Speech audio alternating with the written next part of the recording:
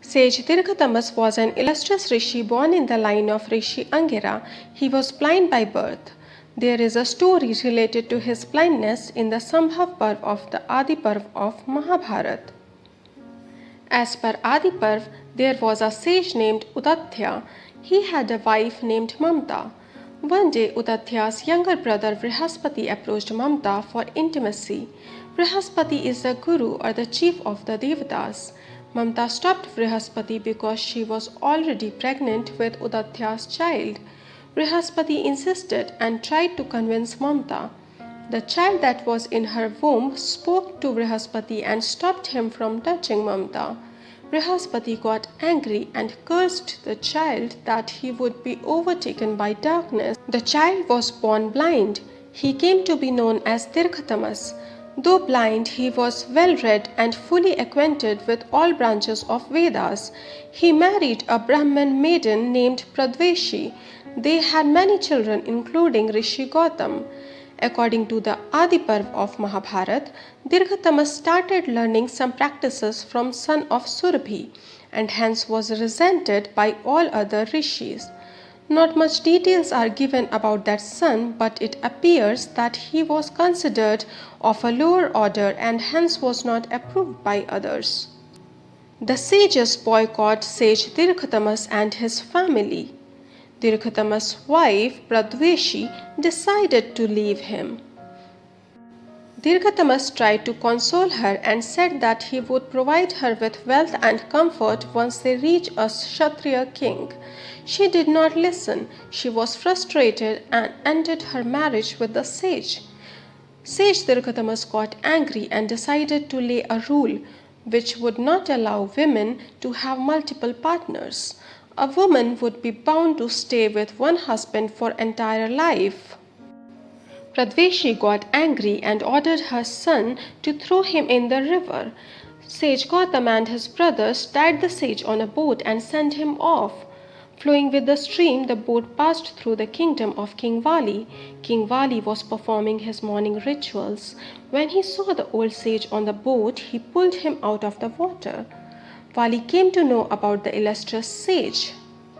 He requested the sage for giving him offsprings. With desire of having virtuous and wise children, the king sent his wife Sudishna unto him. Sudishna knew the sage was old and blind, so she sent her nurse to the sage. The sage lived with the nurse and raised 11 children. Once the king visited the sage, he asked if they were his children. Dirkatamas told the king that they were Dirkatamas' children, born of the nurse who was sent unto him. Wali got upset. He was desperate to have kids. He sent Sudishna again. This time Sudishna agreed. She went to the sage. The sage begot on her 5 sons who later got kingdoms named after them. They were called Ang, Vang, Kaling, Pundra and Sumbh. If you like the video, please hit the bell icon and subscribe to my channel. She is often regarded as the head of all Panchkanyas and represent the water element. Ahalya was the most beautiful woman on earth and was the wife of sage Gautam. Lord Indra, infatuated by her beauty, came to her disguised as sage Gautam and gets intimate with her while sage Gautam was away for daily chores. When sage Gautam gets to know about this, he gets angry and curses her to become a lifeless stone. Later she is revived when Lord Rama's feet touches this lifeless stone and Ahalya gets moksha. In Hinduism, the Sapta Rishis are the 7 sages created by Lord Brahma to help preserve and guide dharma or cosmic order.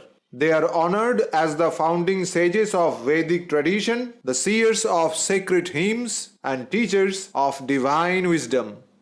Sapta Rishis, Rishi Gautam shines as a seer of mantras, a lawgiver, seer of mantras, a lawgiver, and a guiding light in India's spiritual and cultural heritage.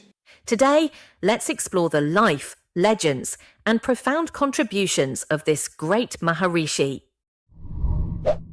Is primarily most famous for cursing his wife Ahalya. His known as Vyasa, who divided the Vedas. In addition, he is one of the Sapta Rishis, or one of the 7 great sages. He is also among the 29 sages known as Vyasa, who divided the Vedas. Let's explore them one by one. As per the Vedas, Gautama Maharishi, son of Rahugana and a descendant of the Angirasa lineage. It is said that Brahmin Rishi Dirkatamas was the father of Rishi Gautama.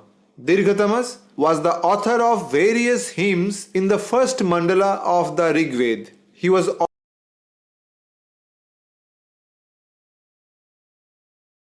contains several hymns revealed by Rishi Gautama, earning him the title of Mantra Draashta, a seer of divine mantras. He was also the progenitor of the Gautama Gotra, and his sons Vamadev and Nodhasha were themselves Ahalya. Taking Gautama's form, he deceived her. When Gautama returned, he discovered the truth. Furious, he cursed Indra with 1,000 yonis, marks of shame, which later transformed into eyes, making him Sahasraksha, the 1,000-eyed one. Ahalya too was cursed, turned to stone, condemned to invisibility. Yet Gautama's heart of divine redemption. In Mahabharata, we find various mentions of Gautama. Now according to the Adi Parva of the Mahabharata, Rishi Gautama had 2 sons, Sharadvan and Chirakari. Sharadvan was also known as Gautama, which is why his children Kripa and Kripi were also called Gautama and Gautami. Kripa is none other than the teacher of the Pandavas, popularly known as Kulaguru Kripacharya. Kripi was married to Dronacharya, who was the weapon teacher or Astra Guru of the Pandavas. The text also mentions that Gautama had a daughter, but her name is never Maitreya and Tamas, which means the one who dispels darkness. Beyond legend, Gautama was also a pioneer in Dharma. He authored the Gautama Dharma Sutra, the earliest known texts of its kind, with 28 chapters and over 1,000 aphorisms. This work laid down duties of the 4 ashramas of life, the 40 sanskars or rites of passage, laws of kingship and justice, rules of inheritance, food and conduct, women's dharma, atonement rituals, and funeral rites. In fact, Gautama's Dharma Sutra may well be considered the oldest law book in the world. The first among all the known dharmas bear his name. Some people call it Gautami Ganga. In Nashik, Lord Shiva sacred geography. The river Godavari is said to bear his name. Some people call it Gautami Ganga. In Nashik, Lord Shiva manifested as Trambakeshwar Jyotirling for Rishi Gautama's sake. The Narada Puran recalls how during a 12-year famine, Gautama Rishi sustained the other rishis with his penance and compassion. His disciples included great names like Shandilya, Gargya and Bharadwaj, carrying forward his spiritual legacy. Rishi Gautama was one of the revered Sapta Rishis of the current Manvantar, that is Vrihaspati Manvantar. According to the Vamana Puran, he had 3 daughters named Jaya, Jayanti and Aparajita. In Manusmriti, Gautama Rishi is said to be the son of Utastha. Rishi Gautama also refers to a sage and the author of Nyaya Darshan or Nyaya Sutra, the philosophy of logic, which is one of the 6 systems of Hindu philosophy. But it is important to note Rishi Gautama, the Vedic sage and the Dharma Sutra author, is not to be confused with Akshapada Gautama, the philosopher who later founded the Nyaya school of logic in the 2nd century CE. Both contributed greatly, but Godavari, the name of Gautama Maharishi, continues to echo through அதுவும் copy paste தான் அப்படின்னு அப்புறம் தான் தெரிஞ்சது.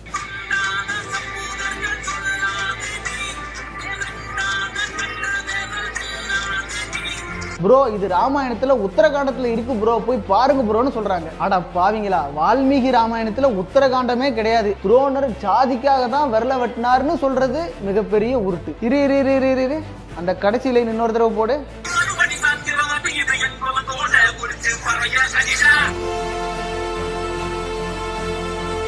பொதுவாக யூடியூபர்ஸ்க்கெல்லாம் இன்ஸ்பிரேஷனாக இருந்தவர் நம்ம மதன் கௌரி அண்ணன். குறிப்பாக எந்த கட்சியையும் சாராமல் எந்த ஐடியாலஜியும் விதைக்காம சாமானிய மக்களுக்கு எப்படி நியூட்ரலாக கொடுக்க முடியுமோ அப்படி கொடுத்துக்கிட்டு இருந்தார். சமீப காலமாக அவருடைய நடவடிக்கையெல்லாம் பார்த்தா ஒரு குறிப்பிட்ட கட்சிக்கு ஆதரவாக செயல்படுறாரோ அப்படின்னு ஒரு சந்தேகம் வருது.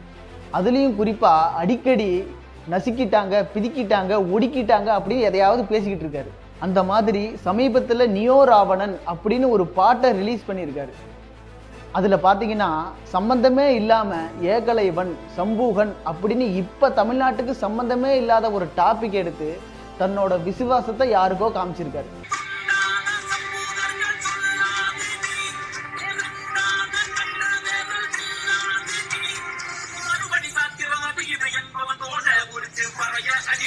பொதுவாக மதன் கௌரி சாதாரணமாக ஒரு வீடியோ போட்டாலே அது மில்லியன்ஸில் தான் போகும். ஆனால் இந்த பாட்டுக்கு நிறையா செலவு பண்ணி ப்ரொஃபஷனலாக எடுத்தும் அந்தளவுக்கு ரீச் ஆகலை. இதிலிருந்து மதன் கௌரி ஒரு விஷயத்தை புரிஞ்சுக்கணும். ஒழுங்காக நியூட்ரலாக இல்லாமல் இந்த கருப்பு சட்டை, ப்ளூ சட்டை, சிகப்பு சட்டை இவங்க கூட சேர்ந்துக்கிட்டு நசுக்கிறாங்க, பிதுக்குறாங்க அப்படின்னு டைலாக் விட்டா மக்களால் புறக்கணிக்கப்படுவீர்கள். ஏன்னா நீங்கள் பேசுறதெல்லாம் என்னைக்கோ வழக்கொழிஞ்சு போன விஷயம். இப்போ ரிலீஸ் பண்ணியிருக்கிற பாட்டில் ஏகலைவன் சம்பூகன் இந்த 2 விஷயத்தை பற்றி பேசியிருக்காங்கல்ல, அதை பற்றி இப்போ பார்ப்போம். இந்த சம்பூக வதம் அப்படிங்கிற உருட்டை இந்த கருப்பு சட்டைங்க பல நாளாக உருட்டிக்கிட்டு இருக்காங்க. ராமர் பட்டியலினத்தை சேர்ந்த ஒருத்தரை கொன்னுட்டதாகவும் அவர் ஒரு ஜாதி வரி பிடிச்சவர்னும் பல நாளாக உருட்டிக்கிட்டு இருக்காங்க. சரி, இந்த விஷயம் எங்கடா இருக்குது சொல்லுங்கடா நாங்களும் தெரிஞ்சுக்கிறோன்னு கேட்டால், ப்ரோ இது ராமாயணத்துல உத்தரகாண்டத்துல இருக்கு ப்ரோ, போய் பாருங்க ப்ரோன்னு சொல்றாங்க. அட பாவிங்களா, வால்மீகி ராமாயணத்துல உத்தரகாண்டமே கிடையாது. அதை தமிழ்ல மொழிபெயர்த்த கம்பராமாயணத்திலையும் உத்தரகாண்டம் கிடையாது. இப்படி பழமையா இருக்கிற எந்த ராமாயணத்திலையும் உத்தரகாண்டம் கிடையாது. சரி, இந்த உத்தரகாண்டன்ற உருட்டு எங்கிருந்து தான் வந்ததுன்னு பார்த்தா சமீபத்தில் ஒரு சிலரால் கோத்து விட்டது தான் இந்த உத்தரகாண்டம். ஆதாரத்தெல்லாம் விடுங்க, கொஞ்சம் காமன் சென்ஸோட யோசிச்சு பாருங்களேன். குகப்படலம் அப்படின்ற படலம் நம்ம 10வதுலேயே படிச்சிருப்போம். அதாவது அசைவம் சாப்பிடக்கூடிய வேடவர் குலத்தை சேர்ந்த குகனை பார்த்து நால்வரோடு இனி ஐவரானோம் அப்படின்னு சொல்லி கட்டி பிடிச்சிருப்பாரு. சபரி அப்படிங்கிற பட்டியலினத்தை சேர்ந்த பெண் கடிச்சு கொடுத்த பழத்தை ராமர் வாங்கி சாப்பிடுவாரு. இது எல்லாத்துக்கும் மேல ராமாயணத்தை எழுதின வால்மீகி ஒரு காலத்துல கொள்ளக்காரனா இருந்து ரிஷியா மாறினவர். அவருடைய ஆசிரமத்துல தான் ராமனோட பிள்ளைங்க வளருவாங்க. வேடன், பட்டியலினத்து பெண், கொள்ளையன் இப்படி எல்லா தரப்பு மக்கள்கிட்டையும் சேர்ந்து இன்னைக்கு நம்ம பேசுற ஜாதி மறுப்பு கொள்கையை அப்பவே கடைபிடிச்ச ஒரு மனுஷன் எப்படி ஜாதிக்காக ஒரு மனுஷனை கொண்டிருக்க முடியும்? இதை யோசிக்க வேணாமா? இதுல அடுத்தது ஏகலைவன் அப்படின்ற ஒரு கேரக்டரை பத்தி பேசுறாங்க. இந்த விஷயத்துல நம்மளுக்கே பல பேருக்கு டவுட் இருக்கும். ஏகலைவன் விசாக வம்சத்தை சேர்ந்த இளவரசன், அவன் பட்டியல் சமூகத்தை சார்ந்தவனே கிடையாது. அதனால துரோணர் ஜாதிக்காக தான் விரல வெட்டினார்னு சொல்றது மிகப்பெரிய உருட்டு. சரி, அப்புறம் ஏன் அவனோட விரலை துரோணாச்சாரியார் வெட்டினார்னா, நிசாதர்கள் ஹஸ்தினாபுரத்தோட எதிரி ராஜ்யமான பாஞ்சால ராஜ்யத்துக்கு நெருக்கமானவங்க. ஆனா துரோணர் ஹஸ்தினாபுரத்து இளவரசர்களுக்கு இராணுவ பயிற்சி கொடுக்கக்கூடிய குரு. அங்க வந்து ஏகலைவன் திருட்டுத்தனமா எல்லா கலையும் கத்துக்கிறான். உங்களுக்கு இன்னும் புரியுற மாதிரி சொல்லணும்னா, இந்திய இராணுவத்துக்கு பயிற்சி கொடுக்கக்கூடிய இடத்துக்கு வந்து பாகிஸ்தானை சேர்ந்த ஒருத்தன் ரகசியமா எல்லா வித்தையும் கத்துக்கிட்டான்னு தெரிஞ்சதுன்னா அவனுக்கு என்ன கூப்பிட்டு வச்சு அவார்டா கொடுப்போம்? அவனை ஜெயிலில் போட்டு சோழியை முடிக்க மாட்டோம்? அந்த மாதிரி சம்பவம் தானே அங்கேயும் நடந்தது. வரலாறுலாம் பேசினா சிலருக்கு போர் அடிக்கும். சரி, அவர் போட்ட பாட்டை கேட்டு பார்த்தா என்னடா எங்கேயோ கேட்ட மாதிரி இருக்கேன்னு யோசிச்சா அதுவும் காப்பி பேஸ்ட் தான் அப்படின்னு அப்புறம் தான் தெரிஞ்சுது. அதை போய் நீங்களே கேட்டு பாருங்க.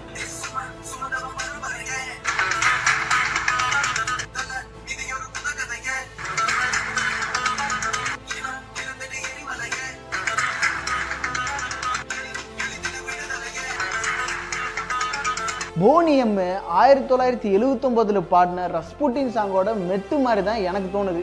தங்களுக்கும் அப்படித்தான் தோண்டும் என்று நினைக்கிறேன். இரு அந்த கடைசியில இன்னொரு தடவை போடு. அப்போ சாஸ்திரம், வேதம் இதெல்லாம் சொன்னா தோலை உரிப்பீங்க. இப்ப நான் சொல்றேன், என்னுடைய சாஸ்திரம், என்னுடைய வேதம், தோலை உரிங்க பார்ப்போம்.